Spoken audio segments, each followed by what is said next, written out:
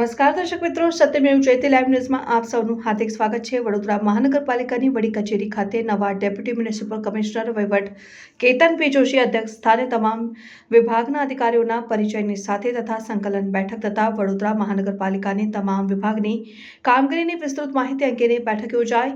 વડોદરા મહાનગરપાલિકાની વડી કચેરી ખાતે નવા ડેપ્યુટી મ્યુનિસિપલ કમિશનર વહીવટ કેતન પી જોશી તેમજ ડેપ્યુટી મ્યુનિસિપલ કમિશનર અર્પિત સાગરના અધ્યક્ષસ્થાને કર્મચારીઓની પરિચય બેઠક તથા વડોદરા મહાનગરપાલિકાના તમામ વિભાગોના કામો અંગેની વિસ્તૃત ચર્ચા કરવામાં આવી હતી। વડોદરાના વિકાસના કામોને વેગ આપવા માટે પાલિકાના અધિકારીઓ પ્લાન તૈયાર કરતા હોય છે। રોડ રસ્તા, ડ્રેનેજ, પાણી, સ્ટ્રીટ લાઇટ, સ્વચ્છતા, ગટર વગેરે જેવા મુદ્દાઓ પર ચર્ચા વિચારણા કરીને પ્રજાને કેવી રીતે ઉત્તમ સુવિધા પૂરી પાડવામાં આવે તે બાબતોની ચર્ચા વિચારણા આ બેઠકમાં થઈ હતી। આ વખતના બેઠકમાં ડેપ્યુટી મ્યુનિસિપલ કમિશનર હસમુખ પ્રજાપતિના બદલી બાદ વડોદરામાં ડેપ્યુટી મ્યુનિસિપલ કમિશનર તરીકે નિમણૂક થયેલ કેતન પી જોશી પણ વિશેષ ઉપસ્થિત રહ્યા હતા। નોંધણીય બાબતની છે કે તમામ વિભાગના અધિકારીઓ વિશેષ ઉપસ્થિત રહીને પ્રજાને અગવડતા ન પડે તેવા પ્રાથમિક સુવિધાના મુદ્દે ચર્ચા વિચારણા કરતા હોય છે। તેમ છતાં વડોદરામાં હાલાકીનો દોર જોવા મળી રહ્યો છે। ખાસ કરીને તે ગતરોજ પાણીગેટ વિસ્તારમાં મુખ્ય પાણીની લાઇનની નલિકા પડી ભાંગતા વિસ્તારમાં ઠેર ઠેર બિનવરસાદે ઘૂંટણ સમા પાણી ભરાવાની સ્થિતિ વિસ્તારમાં સર્જાઈ હતી।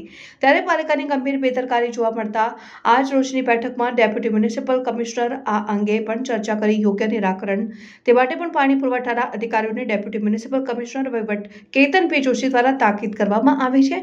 આજની મળેલી બેઠકમાં વડોદરા મહાનગરપાલિકાના ડેપ્યુટી મ્યુનિસિપલ કમિશનર અર્પિત સાગર, ડેપ્યુટી મ્યુનિસિપલ કમિશનર વહીવટ કેતન જોશી, ચારે ઝોનના ડેપ્યુટી મ્યુનિસિપલ કમિશનર, ચારે ઝોન આસિસ્ટન્ટ મ્યુનિસિપલ કમિશનર તથા તમામ કાર્યપાલક ઇજનેરો વડોદરા મહાનગરપાલિકાની વડી કચેરી ખાતેના તમામ વિભાગના અધિકારીઓ વિશેષ ઉપસ્થિત રહ્યા હતા।